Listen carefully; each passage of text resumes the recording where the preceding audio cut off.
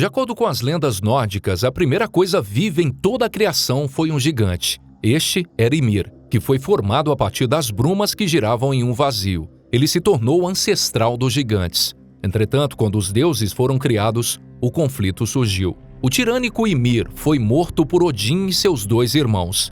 No entanto, o gigante sobreviveu em nosso próprio mundo. Em uma história chocante, que é surpreendentemente típica de culturas antigas, o corpo de Ymir foi dividido para criar o mundo dos homens. De acordo com o mito da criação nórdica, um espaço vazio chamado Ginnungagap era tudo o que existia no início. Segundo as mais diversas lendas, Yggdrasil era eterna e Ginnungagap ficava ao longo de sua extensão no espaço, que mais tarde seria ocupado pelos 9 mundos. No norte havia um poço que fornecia água para Yggdrasil. Porém, a árvore não absorvia tudo e pequenas quantidades de água começaram a derramar do poço. A parte norte de Ginnungagap era extremamente fria. A água que não era absorvida por Yggdrasil congelava rapidamente. No início era apenas uma pequena quantidade de gelo. Depois de um longo tempo, havia o suficiente para formar o mundo congelado de Niflheim. As regiões do sul de Ginnungagap ficaram cada vez mais quentes. Essa área se tornou Muspelheim, a Terra do Fogo. O leve calor que atingiu Niflheim, vindo do sul, fez com que pequenas gotas de água derretessem e pingassem do lado de baixo do mundo gelado. O incêndio atingiu Muspelheim, onde criaram faíscas, mas o calor crescente fez a maioria evaporar antes disso. O vapor e a névoa que isso criou começaram a encher Ginnungagap. Eles ficaram mais grossos até tomarem forma. Dessa névoa concentrada, Ymir nasceu. Ele foi o primeiro Jotun. Os Jotuns são frequentemente chamados de gigantes nas traduções modernas, mas suas características diferem uns dos outros. Alguns eram semelhantes a deuses, outros pareciam trolls, e alguns estavam conectados a elementos primordiais. Ymir foi o primeiro dos gigantes primordiais. Ele era tão frio quanto o gelo que o formou. As brumas também criaram uma enorme vaca chamada Audumbla. Ela se sustentava no gelo salgado de Niflheim, enquanto Ymir crescia grande e forte se nutrindo do gelo. Com o tempo, Ymir e Audumbla criaram uma nova vida em Ginnungagap. Ymir era um ser gelado, feito de gelo elementar. Quando o calor de Muspelheim o atingiu, ele começou a pingar de suor. Cada uma dessas gotas assumiu uma forma humana ao cair de seu corpo. Estes se tornaram os novos Jotuns. Enquanto isso, Audumbla estava criando uma raça diferente do gelo de Niflheim. Enquanto ela lambia continuamente um pedaço de gelo, esse começou a tomar forma. Eventualmente, formou Buri, o primeiro deus. Audumbla nutriu o deus que ela havia criado da mesma forma que criou Ymir. Como gigante, ele não precisava crescer até a idade adulta, porque havia sido criado como um ser totalmente desenvolvido. Mas o leite de Audumbla o tornou mais forte. Buri eventualmente teve pelo menos um filho, embora a existência da mãe nunca seja confirmada.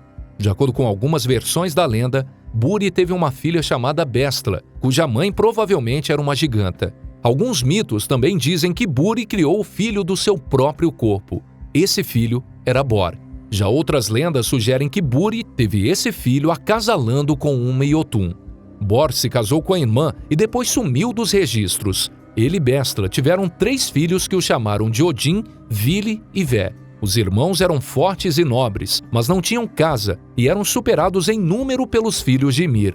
A maioria das fontes sugerem que Ymir e sua prole eram cruéis, até malvados. Os conflitos entre os gigantes e a nova raça de deuses nunca são deixados claros em registros escritos, mas a maioria dos relatos modernos implica que Ymir era abusivo e tirânico, particularmente para os 3 jovens deuses que não eram descendentes dele. Os filhos de Bor mataram um gigante que os oprimiu em Ginnungagap. O dilúvio de sangue foi tão imenso que a maioria dos filhos perversos de Ymir morreram afogados. A morte, no entanto, não foi o fim da história de Ymir. Os deuses vitoriosos resolveram criar um novo mundo.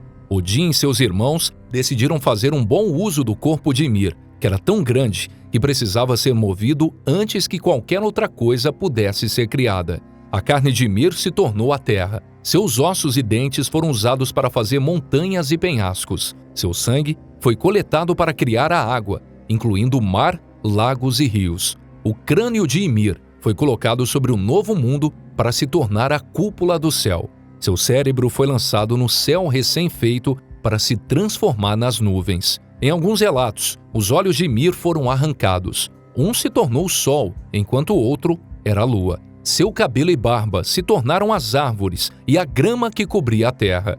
Os irmãos criaram um primeiro mundo não elemental dos restos mortais de Ymir. Após a criação, eles ficaram satisfeitos com seus esforços, mas sabiam que não haviam terminado. O sol e a lua forneceram alguma luz, mas o céu ainda parecia vazio. Eles pegaram fagulhas que voaram de Muspelheim e as prenderam na cúpula como estrelas. Eles sabiam que os poucos gigantes que sobreviveram à destruição de Ymir representariam uma ameaça para esse novo mundo no futuro. Para protegê-lo, eles usaram os cílios de Ymir para construir uma muralha ao redor da massa de terra central. Eles chamaram esse novo mundo de Midgard. Muitos textos modernos traduzem esse nome como Terra-média. Foi nomeado assim por sua localização ao longo do centro do comprimento de Yggdrasil, mas também pela parede protetora que o envolvia. Assim como as futuras cidades e fazendas seriam protegidas por muros de ameaças externas, Midgard estava protegida dos Iotuns. No entanto, Odin e seus irmãos optaram por não morar em Midgard. Em vez disso, eles decidiram criar uma raça inteiramente nova para habitar o primeiro mundo. Eles arrancaram gravetos de Yggdrasil e os esculpiram em duas formas, macho e fêmea. Eles deram vida a essas criações e os chamaram de Aski e Embla, o primeiro homem e a primeira mulher. O mito da criação não detalha como os outros mundos foram feitos ou como os deuses aumentaram seu número. Talvez muitos estejam surpresos com a brutalidade mostrada no mito da criação nórdica e na forma como o corpo de Ymir foi usado. No entanto, os historiadores veem temas que são comuns em muitas religiões e mitologias. No século X a.C., o Rig Veda descreveu a formação do mundo de acordo com a antiga tradição hindu. Um ser cósmico chamado Purura foi dissecado em um ato de criação. Essa história, anterior aos registros escandinavos escritos em quase 2000 anos, é semelhante até mesmo nas partes do corpo usadas. O olho de Purura, por exemplo, se tornou o sol e sua cabeça se tornou o céu. Na Irlanda, é o corpo de um touro, em vez de um gigante que se torna a terra.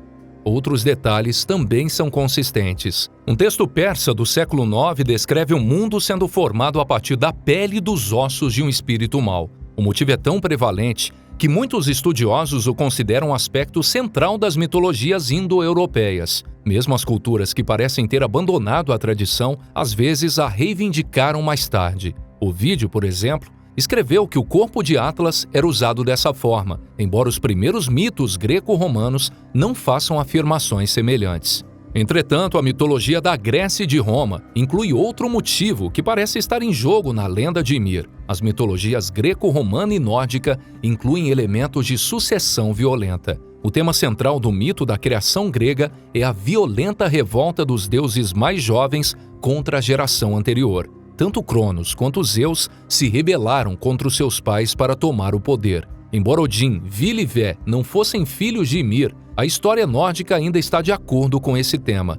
O ser primordial, que possuía o poder absoluto, foi derrubado por deuses mais jovens, que em ambos os casos eram 3 irmãos. Essas histórias também usam esse ato de rebelião como o início dos conflitos posteriores. A descendência de Ymir se tornaria os inimigos dos deuses Aesir, enquanto a derrota de Cronos provocou um ataque dos próprios gigantes da Grécia. O mito da criação nórdica parece particularmente brutal, mas na verdade é um exemplo de vários motivos comuns. A religião proto-indo-europeia, ao que parece, foi fundada em uma história de sucessão violenta e sangrenta.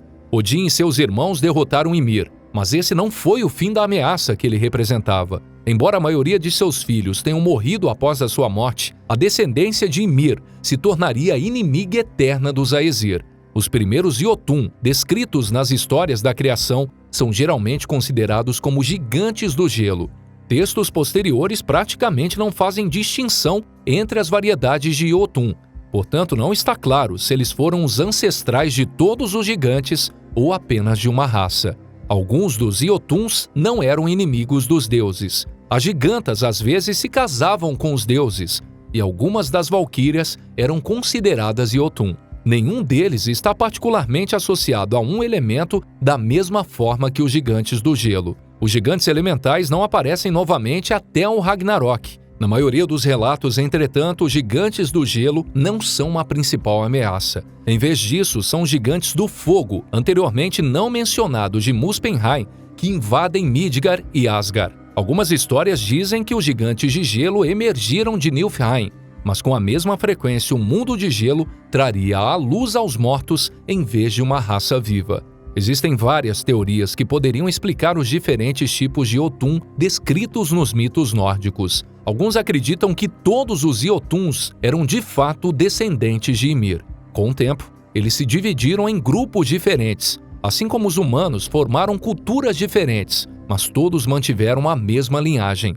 Outros acreditam que os Jotuns da maioria das histórias são uma espécie completamente diferente dos gigantes do gelo e do fogo. A mitologia nórdica tem problemas semelhantes na diferenciação entre tipos de elfos e anões. Então, não é irracional pensar que a palavra Jotun foi aplicada amplamente. A outra opção é que os gigantes de Jotunheim se desenvolveram a partir de uma tradição totalmente diferente de seus parentes elementais. Os grupos vieram de tradições diferentes, mas uma vez que foram incorporados à cultura nórdica, foram agrupados erroneamente sob o mesmo nome. Ymir, mesmo aparecendo somente nos primórdios da mitologia nórdica, manteve seu legado através das eras. Seus descendentes, os gigantes de gelo, lutaram e guerrearam com os filhos dos deuses que o mataram.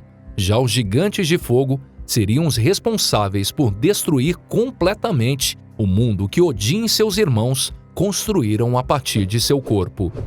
Bom, pessoal, esse foi o vídeo de hoje. Se gostaram, deixe um like, se inscreva no canal para ficar por dentro do universo mitológico e se tiverem alguma sugestão para o próximo vídeo, deixe aqui nos comentários. E até a próxima. Valeu!